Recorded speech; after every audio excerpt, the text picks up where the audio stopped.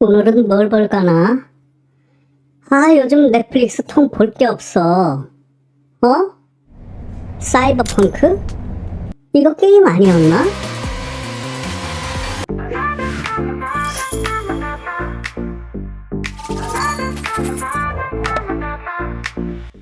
오늘 제가 고른 책은 닉 폴슨과 제임스 스콧이 함께 쓴 책 수학의 쓸모입니다.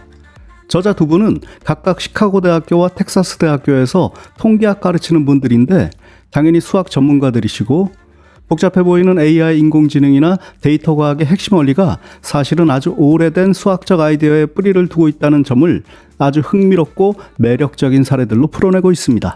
수학이 단순히 그냥 배워야 하는데 어려워서 못 따라가겠는 그런 학문이 아니라 세상을 이해하고 미래를 열어젖히는 어떤 열쇠가 될 수 있다. 이걸 보여주려고 쓴 책입니다. 저도 학창시절 수포자였는데 어려운 수식 대신 이야기로만 가득 차 있어서 재밌게 읽었습니다. 여러분도 단순한 지식 전달을 넘어 수학의 쓸모를 직접 느끼는 그런 시간이 되실 겁니다. 그럼 시작해 볼까요?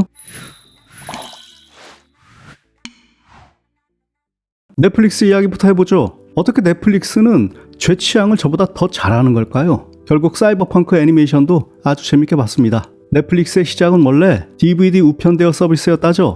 그때부터 사용자들의 영화 평점 데이터를 꾸준히 모아왔는데 이게 바로 추천 시스템을 만든 주요한 밑거름이 됐답니다. 그 비밀의 핵심에는 조건부 확률이라는 개념이 있었습니다.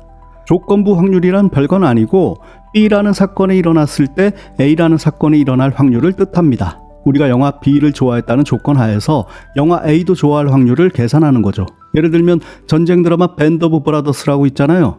이 드라마를 아주 재밌게 본 시청자라면 비슷한 시대를 배경으로 한 영화 라이언 일병 구하기도 좋아할 가능성이 높다, 이렇게 보는 겁니다. 그러니까 수많은 사람들의 평점 데이터를 쫙 분석해서 영화들 사이의 연관성 같은 것을 확률적으로 찾아내는 거죠. 밴드 오브 브라더스를 5점 준 사람들의 상당수가 라이언 일병 구하기에도 높은 점수를 줬다. 이러면 아직 라이언 일병 구하기를 안 본 밴드 오브 브라더스 팬에게 이걸 추천해줄 확률이 높아지는 겁니다. 컴퓨터 알고리즘이 영화의 내용과 감정을 이해할 리는 없지만 이런 방대한 데이터를 바탕으로 패턴을 찾아내고 확률을 계산하는 데는 아주 탁월한 능력을 보이는 거죠. 그래서 사용자가 아직 평가하지 않은 수많은 영화에 대해서도 이 사람은 이 영화를 좋아할 확률이 몇 %네? 이렇게 예측을 하는 거죠.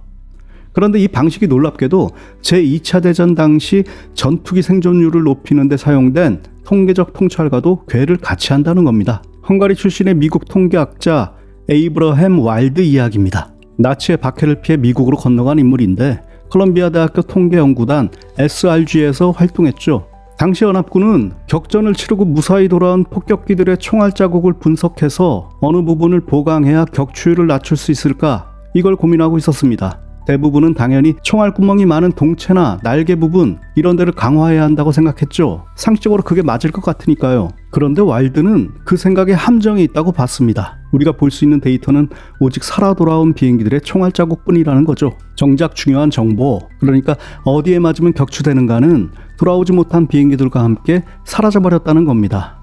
그래서 와일드는 역으로 생각했어요. 돌아온 비행기에서 총알 자국이 없는 부분, 예를 들면 엔진이나 조종석 같은 곳, 그런 곳이 실제로는 피격 시 훨씬 치명적인 부위일 것이다, 이렇게 추론한 거죠. 그런데 격추돼서 돌아오지 못한 비행기의 정보는 어떻게 활용한 걸까요? 없는데 말이죠.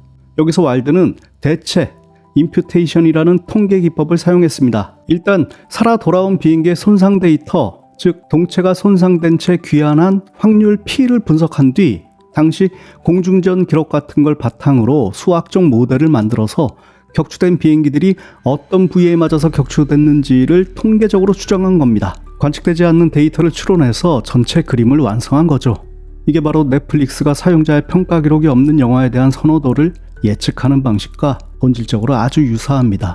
눈에 보이는 데이터 너머의 패턴을 읽어내는 수학의 힘이죠. 이번에는 사라진 잠수함과 자율주행 자동차 이야기로 넘어가 보죠. 여기서는 베이지 규칙 또는 베이지 정리가 등장하는데 수학에 밝았던 18세기 영국 목사 토머스 베이지의 이름을 딴 수학 원리입니다. 핵심 원리는 간단합니다. 내가 원래 갖고 있던 믿음, 이걸 사전 확률이라고 하는데 여기에 새로운 증거, 즉 데이터가 더해졌을 때 내 믿음을 얼마나 갱신해야 가장 합리적인지를 알려주는 수학적 틀입니다. 일종의 생각 업데이트 원리죠. 이 원리로 바닷속에 사라진 잠수함을 찾았다는 얘기인데 1968년 대서양에서 실종된 미 해군 핵잠수함 USS 스콜피온 수색작전 사례입니다. 망망대해에서 잠수함 찾는다는 게 사실상 거의 불가능에 가깝죠. 그런데 이때 해군 소속 과학자 존 크레이븐 박사가 베이지 규칙을 활용한 베이지언 검색 이론을 적용했습니다. 우선 전문가들 의견이나 잠수함의 마지막 항로, 해류 정보 이런 것들을 다 종합해서 스콜피온이 있을 가능성이 있는 해역을 격자로 나누고선 각 격자마다 존재 확률을 부여한 사전 확률 지도를 만듭니다. 실제 수색을 진행하면서 얻는 정보, 이를테면 A 구역을 수색했지만 못 찾았다. 이런 정보가 들어오면 A 구역의 확률은 낮추고 그 주변이나 다른 지역의 확률을 높이는 식으로 확률 지도를 계속 업데이트한 거죠. 이런 방식으로 끈질기게 확률을 갱신하면서 수색 범위를 좁혀나간 끝에 마침내 심해에서 스콜피온을 발견했습니다. 그렇다면 이게 스스로 운전하는 자율주행 자동차와는 어떻게 연결될까요? 계속 움직이는 자동차가 자기 위치를 파악하는 건 훨씬 복잡할 것 같은데 말이죠. 자율주행차의 핵심 기술 중 하나가 바로 SLAM, 우리말로 풀면 동시적 위치인식 및 지도 작성인데 말 그대로 자동차가 나는 지금 어디쯤 있고 내 주변 지도는 어떻게 생겼는지를 실시간으로 파악하는 기술입니다. GPS만으로는 정밀도가 부족하기 때문에 카메라, 레이더, 그리고 특히 레이저 쏴서 맞고 돌아오는 시간으로 거리 재는 라이다 같은 다양한 센서를 같이 쓰죠. 것들로 주변 환경 데이터를 끊임없이 취합해 이 새로운 데이터를 베이지 규칙에 따라서 기존 위치 정보, 예를 들면 바퀴회전소로 수정한 이동거리 같은 것들과 결합해 현재 자기 위치에 대한 확률 분포를 실시간으로 업데이트하는 겁니다.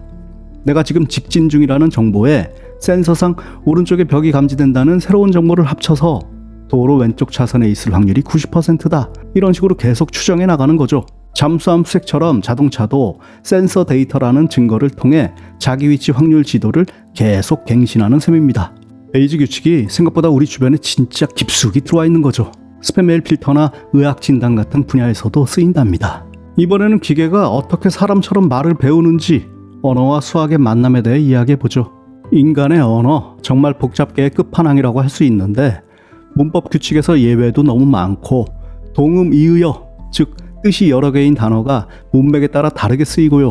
심지어 우리는 막 시끄러운 환경에서도 상대방 말을 제법 잘 알아듣잖아요. 그러니 기계에게는 이게 매우 어려운 과제일 수밖에 없습니다. 초창기 컴퓨터 과학자들은 언어의 문법 규칙을 하나하나 프로그래밍으로 구현하는 이른바 규칙 기반 접근법으로 마치 기계한테 문법책을 통째로 가르치려고 했어요. 이 개념은 대부분 아실 텐데 사람이 이해하는 프로그래밍 언어를 기계가 이해하는 0과 1로 번역하는 규칙들을 만든 거죠. 하지만 언어의 모든 미묘한 뉘앙스나 예외 규칙을 다 담아내는 데는 명확한 한계가 있었습니다. 1970년대 개발된 하피라는 음성인식 프로그램은 고작 1000개 정도의 단어만 이해할 수 있었죠. 그렇다 보니 현대 인공지능은 아예 다른 길을 걷게 된 건데 인터넷이 발달하면서 어마어마한 양의 텍스트와 음성 데이터가 쌓이고 또 컴퓨터의 계산 능력도 비약적으로 향상되면서 통계 기반 접근법, 즉 데이터 중심의 방법론이 대세가 됐죠.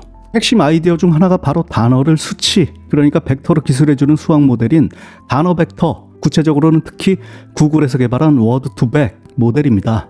한마디로 단어를 벡터, 숫자의 배열로 표현한다는 건데 이게 얼핏 이해가 잘 안 되죠. 사랑이나 행복 같은 추상적인 단어를 어떻게 숫자로 바꿀 수 있을까요? 그런데 가능하더란 거죠. 스무고개 생각해보면 좀 이해가 쉽습니다. 어떤 단어를 맞추기 위해 사람이야? 먹는 거야? 이런 식으로 질문을 던지잖아요. 이런 질문들에 대해 1은 예고 0은 아니오로 이루어진 긴 숫자 리스트, 벡터로 표현하는 원리입니다. 워드 투 벡은 여기서 더 나아가 특정 단어가 어떤 단어들과 주로 함께 쓰이는지 그 문맥상 패턴을 방대한 텍스트 데이터로 학습하죠. 그러고는 각 단어를 수백 차원의 벡터 공간 속 한 점으로 표현하는 겁니다. 비슷한 의미를 가졌거나 비슷한 문맥에서 자주 쓰이는 단어들은 어차피 그 벡터 공간에서도 서로 가까운 위치에 놓이게 되니까요. 예를 들어 서울이라는 단어 벡터에서 한국 벡터를 빼고 일본 벡터를 더하면 도쿄 벡터와 매우 가까워지는 그런 연산도 가능해집니다. 챗 GPT 같은 대규모 언어 모델도 이를 기반으로 한 거죠. 이미 쌓인 방대한 데이터와 수학 통계적 패턴 분석이 만나 언어의 복잡성을 돌파하는 열쇠가 된 셈입니다. 데이터가 스스로 언어의 규칙과 의미를 학습하도록 만든 거죠.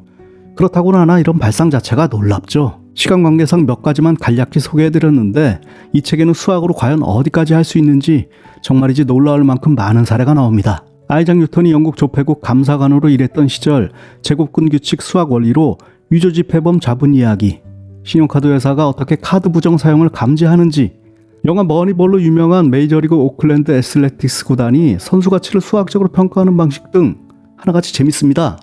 물론 이 책에서 저자들이 무턱대고 수학에 기반한 데이터 만능주의를 설파하는 건 아닙니다. 데이터 분석 결과는 그 분석 과정에 깔린 가정에 크게 좌우되기 때문에 데이터가 모든 것을 말해준다는 식의 맹신은 위험할 수 있습니다. 2008년 유력 IT 월간지 와이어드 편집장이던 크리스 앤더슨은 이론의 종말을 선언하면서 방대한 데이터만 있으면 과학적 모델이나 이론은 필요 없다고 주장했는데 이 책의 저자들은 그런 생각에 상당히 비판적입니다. 분석의 전제가 되는 가정이 중요하기 때문이죠. 특히 사람을 대상으로 한 확률은 단순한 기계적 데이터만 의존했다가는 큰일 날 수도 있습니다. 골다공증이 식도암을 일으키는가? 이런 질문을 AI에 던진다고 해보죠. 과연 AI의 대답을 신뢰할 수 있을까요? 대표적인 골다공증 치료제로 비스포스포네이트가 있는데 이 약이 식도암 발병 위험을 높이는지에 대해 각기 다른 결론을 내린 두 의학 연구가 있습니다. 두 연구팀은 동일한 대규모 환자 데이터를 사용했지만 결과는 정반대로 나왔습니다. 연구 설계 과정에서 세운 가정이 달랐기 때문이죠. 평소 약물을 복용하던 환자 그룹과 그렇지 않은 그룹을 어떻게 정의하고 비교할지, 흡연이나 음주 같은 생활 습관을 통제 변수에 넣을지 말지, 이런 가정의 차이가 얼마든지 결론을 다르게 도출할 수 있다는 얘기입니다. 구글이 야심차게 시작했다가 완전히 망가진 구글 플루 트렌드도 비슷한 맥락에서 이해할 수 있습니다. 독감 관련 검색어 데이터로 실제 독감 유행을 예측하려고 했다가 실패했죠. 사람들은 단순하지 않았습니다. 관련 정보를 검색하는 패턴은 계속 변했고 이에 따른 구글 자체의 검색 알고리즘도 계속 바뀌면서 검색 빈도와 독감 유행 사이에 관계가 있다는 가정이 더는 맞지 않게 된 겁니다. 데이터는 그대로 있어도 그 데이터의 의미를 해석하는 가정이 틀리면 다 꽝이라는 거죠. AI의 편향성 문제도 이런 가정이나 데이터 해석과 연결되고요. AI 모델은 데이터로 학습하는데 그 학습 데이터에 우리 사회의 편견, 인종이나 성별, 지역 등에 대한 편견이 반영돼 있으면 AI는 그 편견을 그대로 학습하거나 심지어 증폭하기도 합니다. 아주 위험할 수 있는 거죠. 단적인 예로 미국의 상습범죄 예측 알고리즘 콤파스가 특정 인종에게 불리한 예측 결과를 내놓은 것처럼 말이죠. 잘못된 가정이 담긴 편향된 데이터가 AI라는 강력한 도구로 인해 우리 사회의 불평등을 심화하는 원흉이 될 수 있는 겁니다. 그렇기 때문에 AI가 발전할수록 그 기술을 사용하는 우리 인간의 비판적 사고 능력, 즉 결과의 바탕이 된 가정을 꿰뚫어보고 데이터의 한계를 인지하는 능력이 더욱 중요한 겁니다. 그래서 수학이 필요한 거고요. AI 시대에 인간의 역할이 사라지는 게 아니라 오히려 더 깊이 있는 질문을 던지고 기술을 윤리적이고 현명하게 활용하는 방향으로 진화해야 할 것입니다. 다행히 우리 인간도 바보가 아닌지라 개별 데이터는 AI가 식별할 수 없도록 보호하면서도 전체 데이터의 통계적 패턴은 분석할 수 있게끔 하는 그런 연구가 활발히 진행되고 있습니다. 자, 오늘 수학의 쓸모라는 책을 들여다보면서 다채롭고 흥미로운 이야기들을 나눠봤는데 수학이 그저 교과서 속 딱딱한 기호가 아니라 우리 주변의 세상을 움직이는 살아있는 언어이자 강력한 도구임을 실감할 수 있었습니다. 이런 수학적 사고의 힘이 미치지 않는 분야가 없다는 사실도 확인할 수 있었죠. 마지막으로 질문 한 가지 던지면서 마치도록 하죠.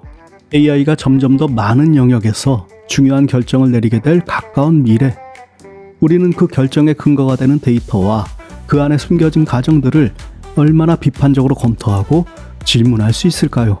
기술의 눈부신 발전만큼이나 그 기술을 이해하고 현명하게 사용하는 우리의 지혜와 책임감이 더욱 중요해지는 것 같습니다.